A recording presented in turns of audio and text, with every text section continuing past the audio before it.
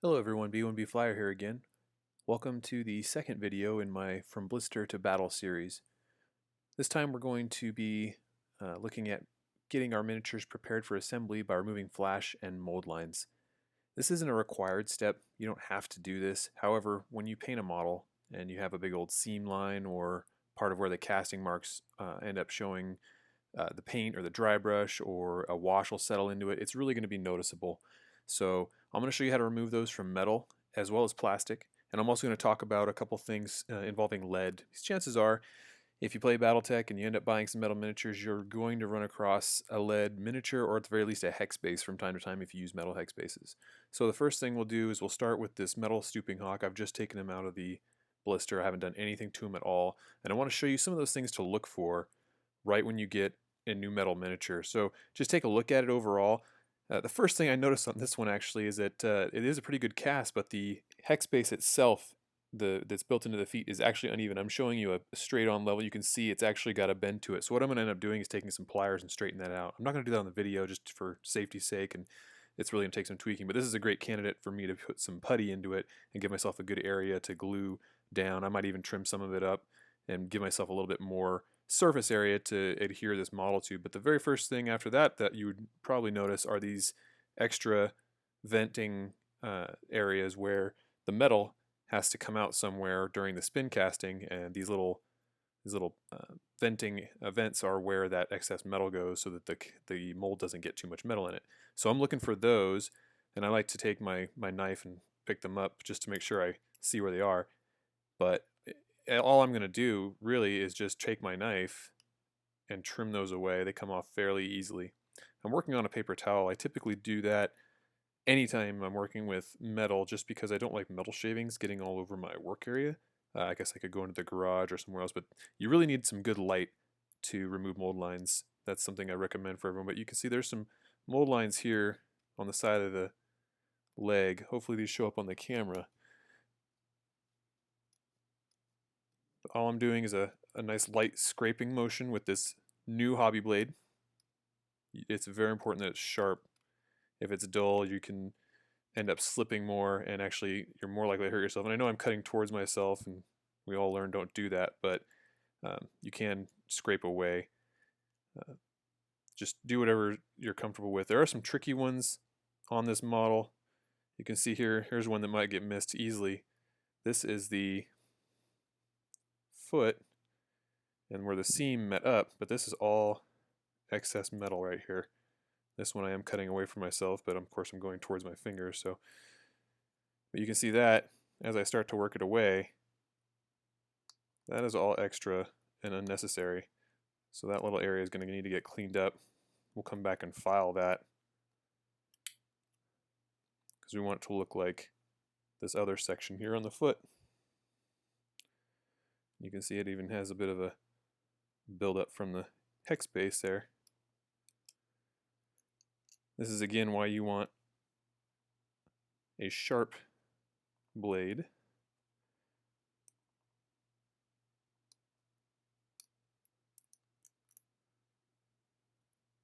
Just a little more.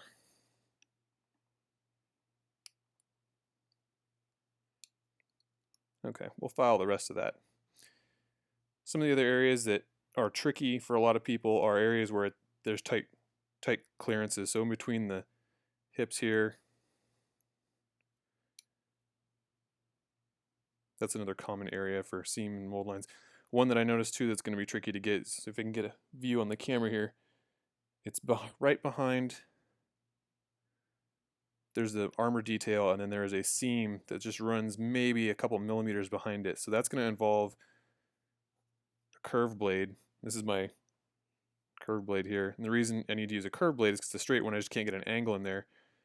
I'm going to try to move my finger so I'm not getting myself up for disaster. But now I'm just going to try to scrape, just try to smooth out and level out that surface. And something like this that's well hidden, you can say I don't need to bother with it, or you can get it close enough and it's really not going to show up. As long as you're aware that it's there and you're cognizant of the fact that you shouldn't dry brush over it, or you shouldn't try to highlight something, or you might need to go back and touch it up so that it doesn't show during the final paint, then you're going to be just fine. Here's one on the inside of the arm here. This is where that curve blade kind of comes in handy. It allows you to kind of work on a flat surface and focus on just a small little area. Again, I'm not trying to do it all in one pass. If you push too hard, you're going to either slip or you're going to gouge into the metal, neither of which you want. Okay, I'm doing this kind of relatively quickly. I would normally spend more time in one area and then continue to work. What I'm going to do is stop talking and then get the rest of this file down and then move on to the plastic.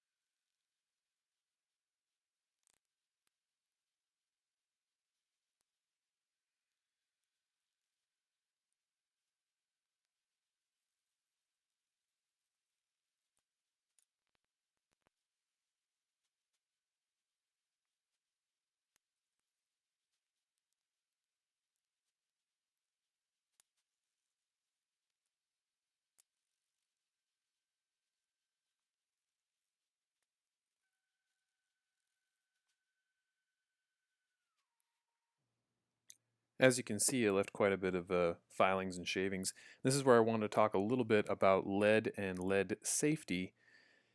If you have small children in the house and you have lead miniatures, you really do need to be very careful, especially if they have any sort of access to them or anywhere near there. Or if they're going to be in the same area where you're working, you really don't want to be working with the lead. This is a metal hex base that I think I got in trade, or I might have just had, I don't know. But I can show you the two differences. So first off, lead's heavier. Second off, if it's got a date on the back that says 1986, it's probably lead. The newer ones that are pewter and lead-free palladium have 1998 or newer on there. This one's a FASA one. I think the newer ones have ironwood metals on them. They're also noticeably lighter. Another thing that's easy to tell, you can see this little lip on here. I can scrape that off with my fingernail. You can see I'm taking metal off right there. You can mark it with your thumbnail. You can see I've made a scratch in it. So also if you take a hobby knife, I mean it slices extremely easily. So lead safety is really important. If you're working with lead, your files are going to get lead deposits on them. And in fact, you can probably see it on this one here. Maybe not. I clean it off. I use a wire brush to clean it off, but you'll get them in between the teeth. Lead dust is going to get in the area where you're working if you're shaving stuff down. It may get on the carpet if you're working over carpet. So all those things require you to be careful, and then you of course have to clean up. So if you're working with lead, I recommend, it's already on my fingers, I recommend you wear gloves. I also recommend you work on a damp towel, something to catch all those filings and shavings. And then you're going to want to vacuum afterwards, or if you're working on hardwood, you're going to want to wet mop that area. And then if you do vacuum, you're going to want to empty out that vacuum. If it's a bag, that's preferable. But and then when you clean up, when you wash your own hands before you eat, touch your face, do anything, is you're going to want to wash with cold water, soap and cold water thoroughly, and make sure you get underneath your fingernails and in between your fingernails and your skin there. Any of the lead dust can get into that area. You obviously just don't want to get yourself affected by lead, but you also don't want to affect any of your children if you do have small children around, or even not so small children. But another thing to do to help out after handling miniatures is get them primed. If they're lead, get them primed right away, because then you can handle them, and then the lead shouldn't, as long as you've primed them thoroughly, shouldn't be as much of a factor. You still do need to be careful that little kids don't put them in their mouths and things like that. So just wanted to say that about lead safety. Please be careful. Know if you're working with lead, and then if you do end up needing to do some of these things, you know how to now prevent lead from getting into affect any of your family members, or maybe even pets too. I don't know. I don't want my dogs messing around with this, so I always clean it up. So anyway, on to plastic. All right, so instead of using files on plastic, we're going to use our hobby knife, and we're going to use, I've got some sanding sticks, and at the end we'll use some brass and steel brush for the metal miniatures. But the plastic, these second gen plastics are actually really good. There's only a couple areas where you really need to take down much of anything. There's a couple flaws on this cast of this Cyclops here where if I were doing this for something more serious, or I was painting it for myself or a unit, not using an example, I would actually probably over scrape that or cut a little bit out of it out, and I would then go back and fill it and then sand it down. A bit of a process, but maybe for a future more advanced video. But right now I'm just going to scrape away at some of these lines here. They're really not too bad on most of the castings that I have. There's a couple spots. One of the members posted on the forums talking about a Clint that was giving them some problems. I actually happen to have one here, and I'm going to go over that. I think I know the area they were talking about, and I'll just show that real quick too once I get this done. This Cyclops, we're also going to move his arm for the next video. I'm going to show how to cut and remove and then repose with plastic and then drilling and pinning. You can see I'm just scraping along the high raised area. And you see it kind of does move some plastic into those recessed areas, and that's where that wire brush is really going to come into play. It's going to do a great job of basically sanding, abrading down those scraped areas, and then clearing out the material that we've got in between the panel lines or into the cracks. Same as before, the underarms and in between on the inside of the leg seems to be a area that is often most affected by panel lines. So again, not absolutely required to remove these panel lines, but if you're taking your painting to a higher level, or you're starting to do some advanced techniques and things like that, and you do a really great job on painting your miniature up and you don't take out the panel lines, they're going to start to show up a lot more. So you go to all that work and then you get some people that'll notice it, or you might notice it afterwards. That's something I always try to look for, especially after priming. Still have time to go back and remove any panel lines or seams, and that's perfectly okay. You can touch up with the primer. You can even just use a little dab of paint if it's just a small area, or you can do another pass, real light pass of spray, or if you use an airbrush, all the better, because you can put it on nice and thin in that particular spot. You don't have to do the whole miniature. So I'm using a fairly coarse grit sanding stick right now. I've got a bit of a smoother one here, and you can go back over it and it'll actually start to, I won't say polish, but take down some of the deeper sanding grooves. Again, so if you don't have that wire brush, honestly I think the wire brush is probably the best way to go. You could do this with a hobby knife and a wire brush and not have to spend any money on sanding sticks if you really don't, but I happen to have these for other things that I do. So I'm just going to go ahead and hit this now with a clean brass brush. Don't use one that you found in the garage. Don't use one that you've used on anything else. If you put grease all over your miniatures, you're going to have a hard time getting that removed when you go to clean it up before paint. Just have one dedicated. I think you can get like a 3-pack for a couple bucks at a auto parts store or in the cheap bin at Walmart. I'm not sure where I bought these, but I know I didn't pay much for them. There's not much to them. There's not even that many bristles on these ones, but they work fine. And what I'm doing now, as you can see, kind of going at different angles, especially to get those deep recessed areas. And you can see now they're clean. We don't have that removed material sitting in those grooves and the details, and all we have are just the details, which is what we want.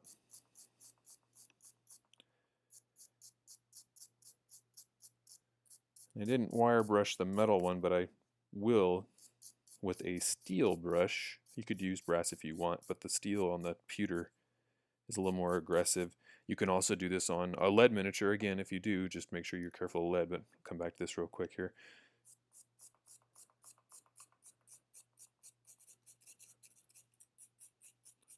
And this will help just take down a little bit of those raised edges. Maybe find a couple areas you missed with the files. You saw me switch almost immediately from the hobby knife to my files. And that's just with experience. I knew I had gotten most of what I was going to get with the hobby knife, and I'm actually seeing a little bit of a line here. I can catch it with my fingernail. I'm probably going to come back with my curved file here momentarily, and I still need to clean up this area on the foot. But other than that, you can see it's almost a burnishing, if you will, to the metal. But what it does is it allows you to kind of see some of those transitions if you hold it in the right light, and maybe you go back and you do another touch up. So, but if you can't get in between the legs for using the brass brush, it's where these sanding sticks do kind of come into play. And like I said, you don't have to buy these. You can use emery boards from the cosmetics department. You can take emery boards and slice them real thin if you're so inclined, or take some sandpaper and glue it to just about anything firm, a chopstick or something like that. If you wanted to, just glue it down, and then you've got a sanding surface that you can maneuver in between smaller areas like this and take care of that. So, all right, and I said one thing I was going to talk about was this plastic clint, and I believe the person that commented was talking about this area here in the legs where you kind of lose the seam, which runs almost directly in the middle of the leg, and it does it on the same thing on the inner leg here, and you end up with kind of a hodgepodge of detail moving in with that seam. So I get what the poster was talking about, is you kind of have to determine, well, do I want to take down the panel line, or do I want to try to keep the detail? So it's kind of you've got to choose between what you want to do on this. You do kind of have to dig into these areas here to take out some of that material. And yeah, you're probably going to be taking out a little bit of detail, but if your goal is to not have any raised areas that look like mold seams, then you're going to have to accept that some detail is going to be lost, and that's just the nature of some of these plastic miniatures. Even the metal ones, I've had this happen where I've had to take down the detail and either build it back or accept that it's gone. You just got to work slowly and try to take out as little as possible. Having a curved blade if it's a raised area, and then using that curved area just to kind of get in the middle, that can always be an option for you. Dragging a straight blade across might not be the smartest or the most prudent option, but this raised area in here, I mean, I'm just going to trim it down and then try to make some of these panels look like they should be there. This raised area right here in between the knee, I think, even though that's part of what I want on the detail, because there's that raised section from the seam, I'm just going to get rid of it. And now when it paints up, if I hadn't pointed it out, probably wouldn't ever notice. So that's what I wanted to show with the Clint. I hope this has been helpful. I hope you guys are ready to get your miniatures cleaned up and ready for paint. Go ahead and subscribe. Leave your questions and comments below. Visit camospecs.com, and we also have a Facebook page. Thanks. We'll see you again soon. I appreciate it. Have a good one.